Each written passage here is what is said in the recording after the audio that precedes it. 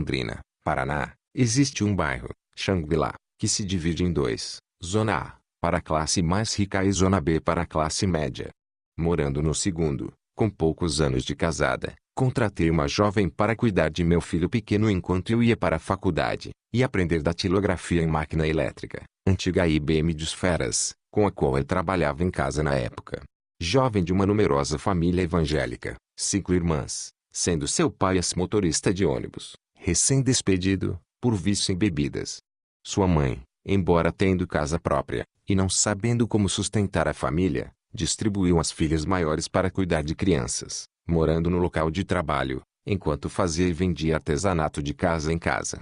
Cestinhas e ovos caseiros de Páscoa, panos de prato, etc., com a filha menor, mesmo assim passando sérias necessidades. Em um dos meus mais atarefados dias, a mulher chegou correndo desesperada, com uma carta timbrada de Portugal, onde dizia que seu marido era o único herdeiro de uma razoável fortuna, e que só a receberia pessoalmente naquele país. Queria um conselho, uma orientação, uma vez que não dispunha de recurso algum para viajar, nem seu marido de lucidez e saúde.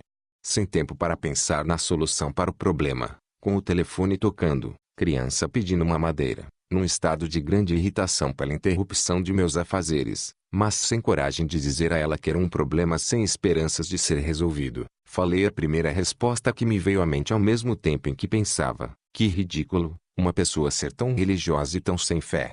Por que recorrer a mim que não conseguia nem dar conta dos meus estudos diários na época e não ao seu pastor, em quem ela acreditava tanto? Então dizendo a ela: mulher de pouca fé, teu pastor não é um homem de Deus em que você acredita tanto. Peça para ele falar do problema no culto, alugando tua casa por 1 ano, com cheques pré-datados, o pagamento menor adiantado e pague as passagens. Ela hesitante continuou: e minhas filhas? Respondi: não estão trabalhando e morando no local.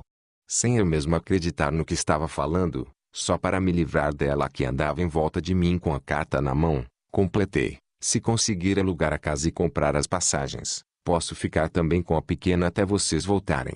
Não pensei mais nisso até que algumas semanas depois, a mulher voltou com as sacolinhas de roupas da pequena, dizendo: a senhora é uma pessoa abençoada, um instrumento de Deus. Coloquei minha mudança na garagem da igreja, meu pastor alugou a casa para uma família e trocou os cheques com outra. Já fiz a documentação e estaremos lá antes do prazo determinado na carta. Não preciso dizer que fiquei espantada com a situação, principalmente porque a ideia me veio em um momento de irritação extrema. Receberam herança, moram em uma linda casa na zona A do mesmo bairro, o marido se recuperou, as filhas casaram-se bem, o marido da segunda filha é dono de supermercado, e viveriam para sempre felizes se a penúltima filha não tivesse estupidamente morrido, mas este é outro conto. Até hoje são grandes amigos e até hoje a história é contada pelo pastor e membros da igreja. Pergunte se eu contei para alguém que o conselho foi dado sem pensar, apenas pela intuição e num momento de extrema irritação. Observação, baseada em fatos reais. A autora,